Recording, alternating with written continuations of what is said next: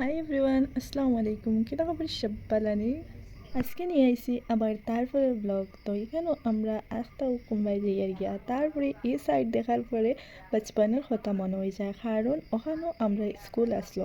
তো এই স্কুল দেখার পরে স্কুল ছাড়িয়েছিলাম, আবু পর্যন্ত কোনো দিন গেছি না, বাট রাস্তাঘাটে যাইতে সময় দেখি দেখি যাই।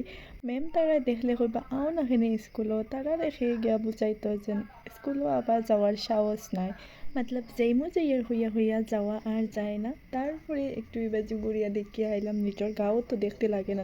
তারপরে তাই মাসির স্পেশাল ফিল হরাইতা হরিয়া জঙ্গল গিয়া ফুল ফাড়িয়া লইয়া আইতা, দেখায়নি কতক্ষণ মায়া।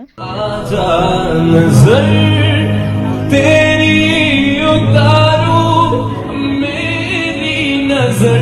তারপরে তাই আমরা ভাবছি যে ফরিদরা বইয়া আইয়া দেখি তাই সার্চ করিয়া মিস্টার বরবাদ আন্ডারে দেখলাম। ও না না, আহমদ নাকি তারারে দেখলাম, মানে মদন রে দেখা চলে।